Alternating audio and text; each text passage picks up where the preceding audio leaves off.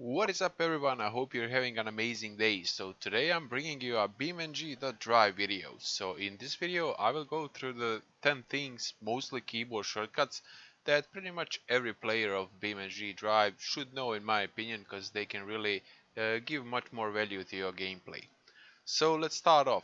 The first thing, a lot of players, especially the ones using the traffic tool, are very worried about their FPS count. So if you don't have your Steam's FPS tracker or Fraps or something like that, then you can use Ctrl F on your keyboard to toggle this FPS indicator. So as you can see, I have around 37 FPS. You can also click it again and it gives you this very detailed thing, and also my FPS dropped to 27, 28ish, even 26 now, so you also lose a lot of FPS. What a bargain. Okay, so the next thing everyone playing this game should know is how to modify your UI. So you can just go to options, go to user interface and click this customize UI apps. Now this lets you see all the UI apps that I have cluttered around my window, and you can quickly add another one here. So let's say this compass. It showed up right here. You can drag it around. You can make it bigger or smaller, whatever you like. Also hide it in the cockpit if you want, and you can kill it with this. And when you're done, just click this and everything is gonna go back into place, hopefully.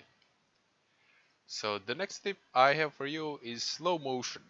So let's do a roll with this car actually.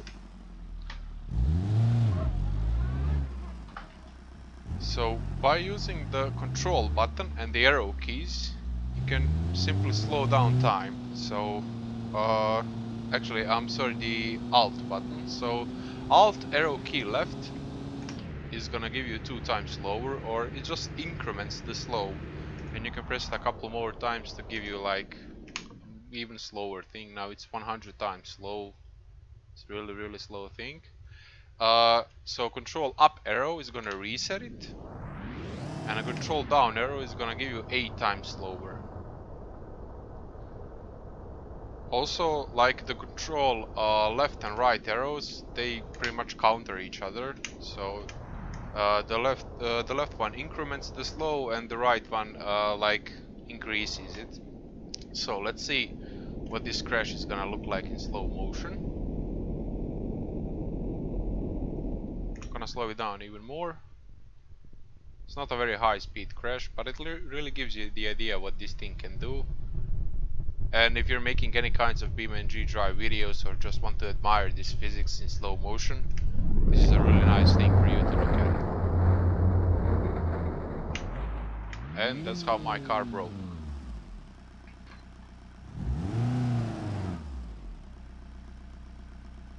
Okay, now if I wanted to drive this car, I currently have the traction controls and everything off. And another thing that you should really know how to do in this game is how to switch the traction control options. And you can do that with Ctrl Q.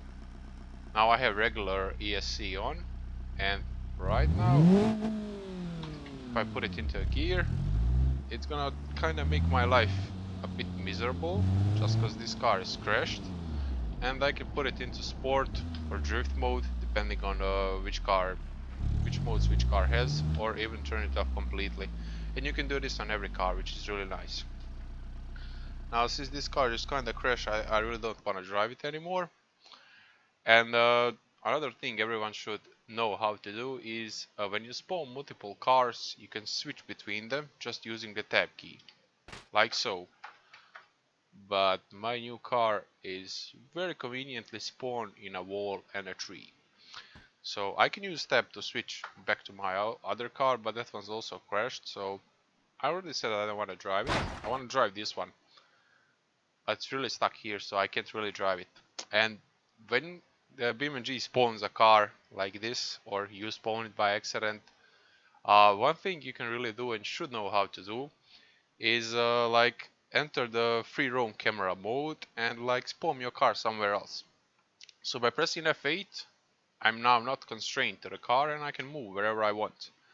Also, this is very useful if you're making any kinds of like map reviews, videos, pretty much anything, because you can still drive while this is like homing around, and make really nice videos and take a look at the map and stuff like that. I'm actually using this in a maps review video, like top maps in my opinion. So no, you're gonna have a link in the description for that once it's done, but you can pretty much just drive around like this, fly around, and then when you set into a position where you want to spawn your car, just press F7 and the car will be like transferred there as is. So no matter how damaged it is or whatever, it's just gonna go there. So we can do it again, like F8. I can set a spawn point here and press F7 and just drop this car multiple times from there. If you want to do that, it's also a nice thing for you to do. Okay, now when you have a recovery point for your car, like this one, I'm gonna turn it off just to avoid the noise. Actually, let's drive a bit. So, but a lot of people don't know also how to do is, this is another quicker way for you to recover your cars.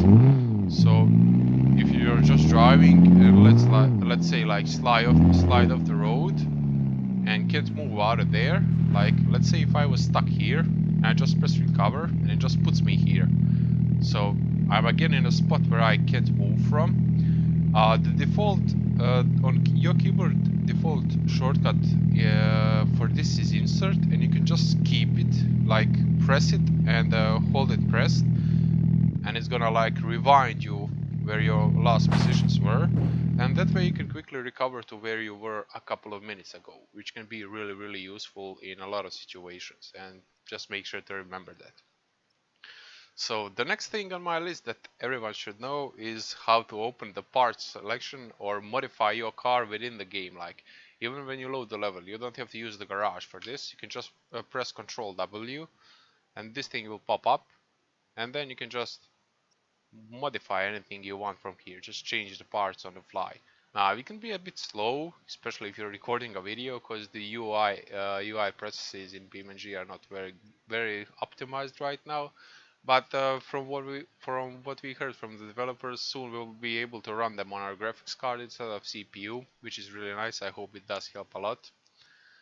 And another thing that's really useful regarding the parts is node selection. So when you press and hold Control key, then all the nodes appear. You can like press any one of them and drag it out like so and make the car hang from it. Also you can press the middle mouse key to hold it in place like that. And now you can do some crazy things with this car.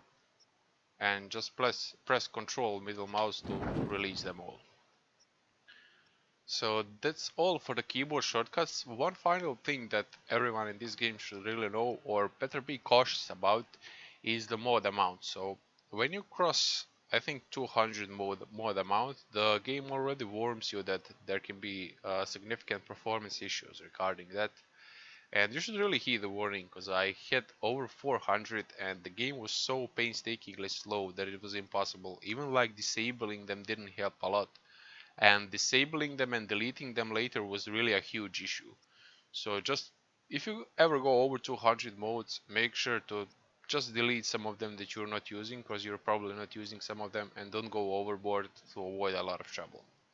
So that's gonna be it from me, guys. If you like this kinds of video, push that like button so I know, and I'm gonna deliver you more of them. Also subscribe to this channel if you haven't yet, and I'll see you soon. Bye bye.